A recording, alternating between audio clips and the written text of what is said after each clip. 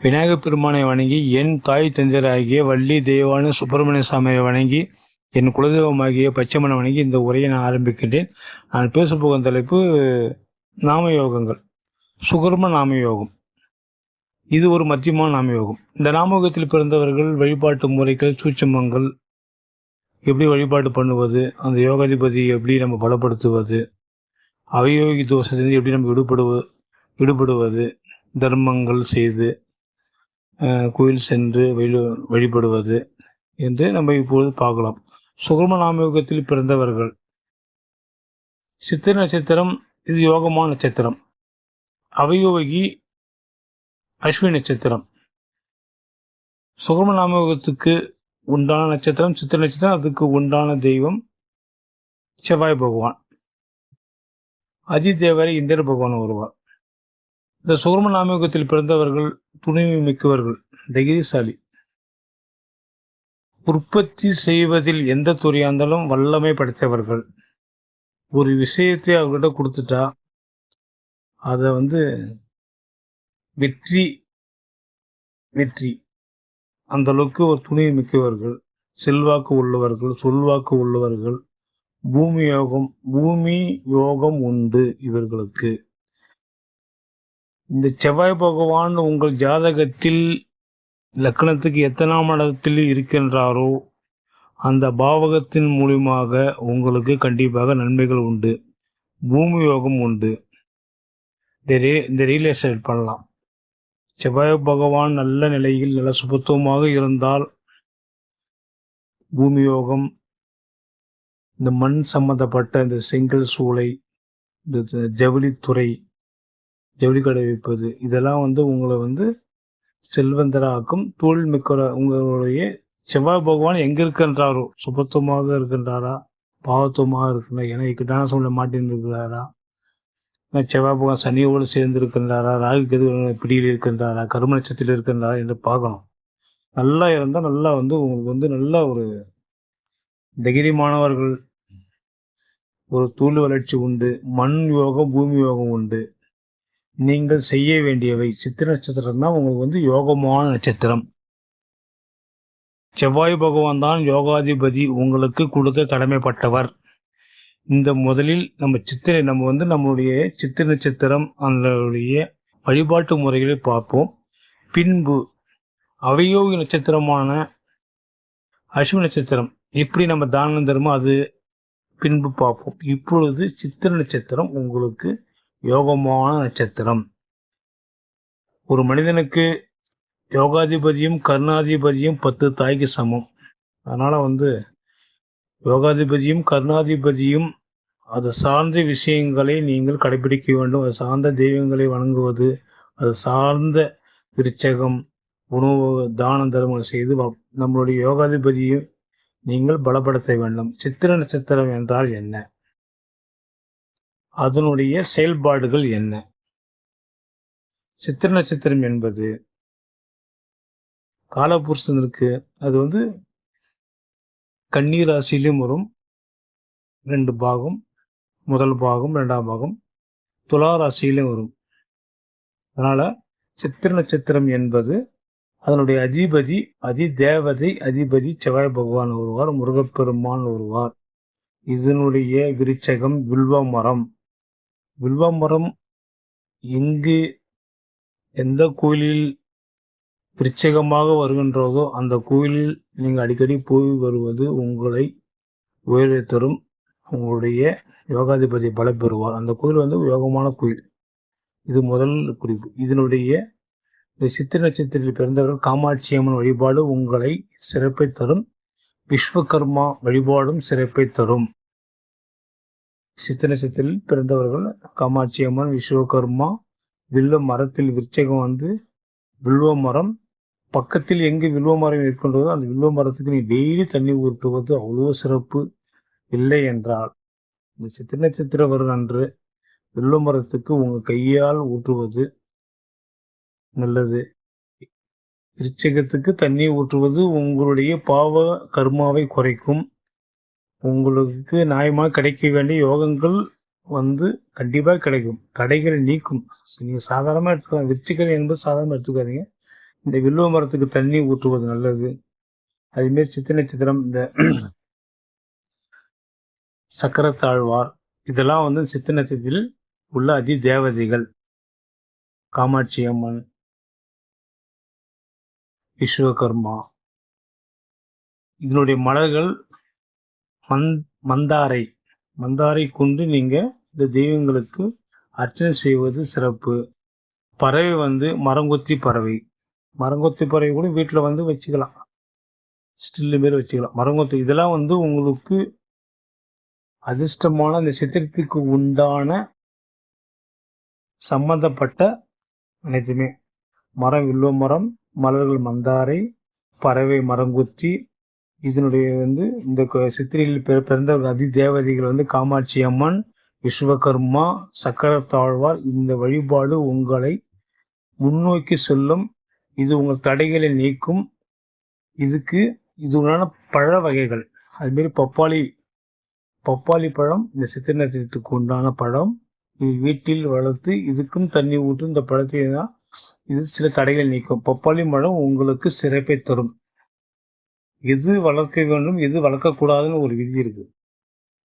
அஸ்வினிக்கு உண்டானது உங்களுக்கு, ஏன்னா அவையோகி அஸ்வினி, அதுக்கு உண்டான சில விருட்சங்களை வீட்டில் வளர்க்கக்கூடாது. அதுமாரி தான் இது வந்து உங்களுக்கு யோகமான சொல்லுவது. சித்திரைக்கு உண்டானது பப்பாளி மரம், சாத்துக்குடி. இதெல்லாம் வந்து சித்திரை நட்சத்திரத்துக்கு உண்டான மரங்கள், பறவைகள் நான் சொல்லிட்டேன். அதுமாதிரி தானியங்கள், சித்திரத்துக்கு உண்டான தானியம் தோரம்பருப்பு. இந்த சித்திரை நட்சத்திரம் கன்னியிலும் துலாத்திலும் சம்பந்தப்படுவதால் இந்த தோரம்பருப்பு கண்டிப்பாக இந்த மருத்துவமனையில், அந்த அனாதை ரொம்ப கஷ்டப்பட்டு இந்த மருத்துவமனையில் நீங்கள் தானமாக இந்த வந்து முதியோர் இல்லத்துக்கோ எதுவோ உங்கள் கையில் கிடைத்தது மாதத்துக்கு ஒரு சித்திரை நட்சத்திரம் அன்று இந்த தோரம்பருப்பு 1 கிலோவோ 5 கிலோ உங்கள் சத்துக்கு ஏற்ற மாரி நீங்கள் தானமாக கொடுப்பது நல்லது. முதியோர் இல்லமோ இல்லை ஹாஸ்பிட்டலில், கவர்மெண்ட் ஹாஸ்பிட்டலில் வந்து சாப்பாடு செய்கிறாங்க. வந்து எங்கே உங்களுக்கு வாய்ப்புகள் கிடைக்கிறதோ தோரம்பருப்பு தானமாக கொடுப்பது ரொம்ப ரொம்ப சிறப்பு. உங்களுடைய புண்ணிய கர்மா பலப்பெறும். ஏன்னா சித்திரத்துக்கு ஒன்றான தோரம்பருப்பு தானம்தான் மெயின்.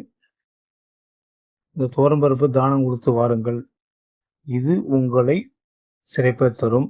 இந்த சுகர்ம நாமயுகத்துக்கு உண்டான ஆலயம் வருடத்துக்கு ஒரு முறையாவது கண்டிப்பாக நீங்கள் வந்து சித்திரை நட்சத்திரம் அன்றோ இல்லை செவ்வாய் பகவான் எந்த நட்சத்திரத்தில் இருக்கின்றாரோ அன்றோ நீங்கள் கும்பகோணம் பக்கத்தில் இருக்கும் வைத்தீஸ்வரநாதர் கோயில், முத்துக்குமார சுவாமி முருகன், வைத்தீஸ்வரன் கோயில்லாம் தெரியும் உங்களுக்கு. வந்து நவகிரகத்தில் அங்கே வந்து செவ்வாய் ஸ்தலம். அங்கே சென்று ஒரு அர்ச்சனையை செய்து நெய்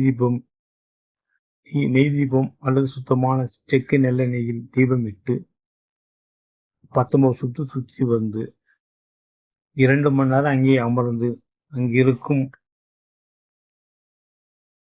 நீர்நிலைகளிலே நீராடி இந்த வைப்ரேஷனில் 2 மணி நேரம் இருந்ததுன்னா இந்த யோகாதிபதி உங்களுக்கு உங்கள் தடைகளை நீக்கி உங்களுக்கு நியாயமான யோகங்களை கொடுப்பார். அந்த தோரம்பருப்பு தானங்கள் செய்யுங்கள். இந்த விருச்சிகத்துக்கு தண்ணி ஊற்றுங்கள். வீட்டில் பப்பாளி மரம் வளர்க்கலாம். இது யோகாதிபதிக்கு உண்டான நம்ம பலம், நம்ம வந்து வலுப்படுத்துவது. இது வந்து கண்டிப்பாக வருஷத்துக்கு ஒரு முறை இந்த கோயிலுக்கு போயிட்டு வரணும். காமாட்சி அம்மன் வழிபாடு இது உங்களுக்கு யோகமான கோயில் சொல்லிட்டேன். வைத்தீஸ்வரன் கோயில். இதனுடைய அதிதேவதை காமாட்சி அம்மன் பக்கத்தில் எங்க இருக்கின்றது, காஞ்சிபுரமோ எங்க காமாட்சி அம்மன் வழிபாடு, சக்கரத்தாழ்வார், விஸ்வகர்மா. இதெல்லாம் வந்து உங்களை தடைகள் நீக்கும். பல தடைகளை நீக்கி உங்களுக்கு நன்மையை தரும். உங்க வம்சாவளிக்கு நன்மையை தரும். தோரம்பருப்பு கண்டிப்பா தானம் பண்ணுங்க. ஒரு மருத்துவமனைக்கோ ஒரு அநாத ஆசிரமத்துக்கோ வருடத்துக்கு உங்க பிறந்த நாளோ நல்ல நிகழ்ச்சி அன்று தோரம்பருப்பு எடுத்து கொடுத்தோன்னா இன்னும் சிறப்பு. சரி நண்பர்களே, உங்களுக்கு அவையோகியாக வரும் கிரகம் அஸ்வினி நட்சத்திரம். அந்த அஸ்வினி நட்சத்திரத்தை பார்க்கலாம். அந்த அவியோகி தோஷத்திலிருந்து நம்ம எப்படி விடுபடுவது என்று பார்ப்போம். அவியோகிக்கு உண்டான அஸ்வினி நட்சத்திரம் அதிதேவதை கேது பகவான். அதனுடைய அஸ்வினிக்கு உண்டானது கேது பகவான். அதிதேவதை சித்திரகுப்தன். விநாயகப் பெருமானும் வருவார். நீங்க செய்யக்கூடாதவை வீட்டில் வந்து மலரில் சாமந்தி மலர்லாம் வளரக்கூடாது. ஏன்னா வந்து அவியோகி கஷ்டத்தை கொடுக்கும். தெரிஞ்சது செய்யக்கூடாது. சாமந்தி, இந்த எட்டி மரம் சார்ந்த விஷயங்கள். எட்டி மரம் ஜென்ரலாகவே வீட்டில் வச்சுக்க மாட்டாங்க. அது நல்லது கிடையாது.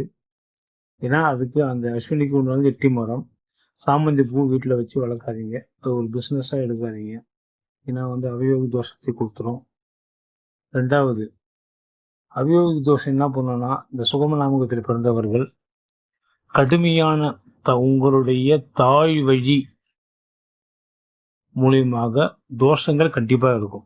யாரெல்லாம் சுகம நாமகத்தில் பிறந்தவர்களோ அவங்களுடைய தாய் வழி பாட்டி வழி கருமா கடுமையாக இருக்கும்.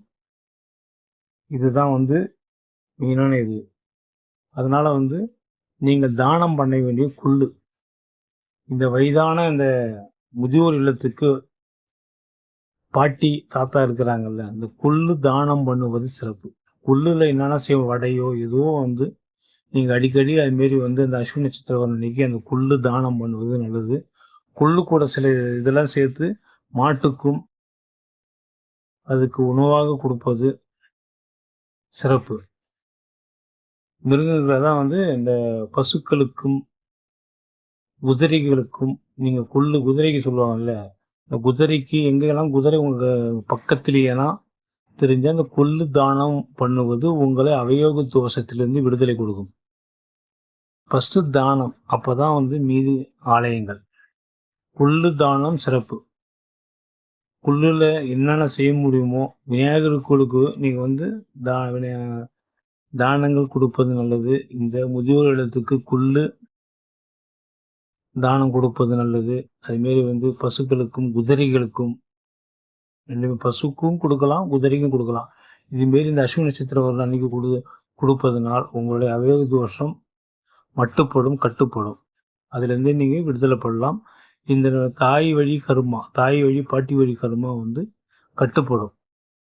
இதுக்குள்ள அந்த குள்ளு தானம் தொடர்ந்து செஞ்சுவாங்க. மாதத்துக்கு ஒரு அந்த அஸ்வினி நட்சத்திரம் கண்டிப்பாக நீங்கள் வந்து செய்யலாம். பசுக்கோ குதிரைக்கோ முதுகலத்துக்கு இந்த குள்ளு வந்து 1 கிலோவோ 5 கிலோ வாங்கி கொடுங்க. தானம் செய்வது அதுக்கு உண்டான அந்த அவயோகிக்கு உண்டான தோஷத்தை மட்டுப்படுத்தும், கட்டுப்படுத்தும்.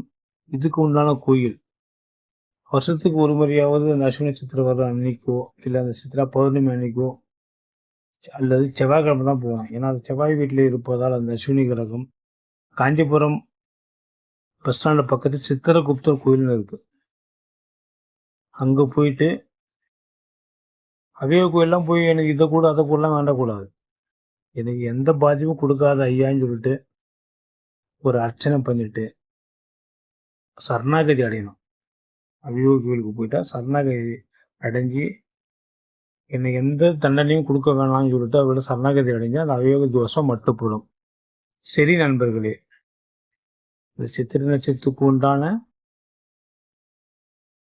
யோகாதிபதி நட்சத்திரம் எப்படி நம்ம வளப்படுத்த வேண்டும், அவயோகத்துக்கு எப்படி நம்ம தானம் அந்த கோயிலுக்கு எப்படி செல்ல வேண்டும் என்று நான் சொன்னேன்.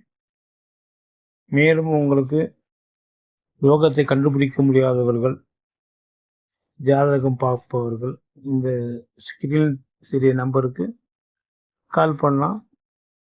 உங்களுக்கு ஜாதகம், பெயர், முகவரி, கரெக்டான நேரம், ஊர் அனுப்பிச்சா நாங்கள் எழுதி வீட்டுக்கு அனுப்பப்படும். டவுட்னா ஃபோன் பண்ணி கேட்கலாம். சரி நண்பர், அடுத்த யோக நட்சத்திரத்திலே நம்ம சந்திப்போம்.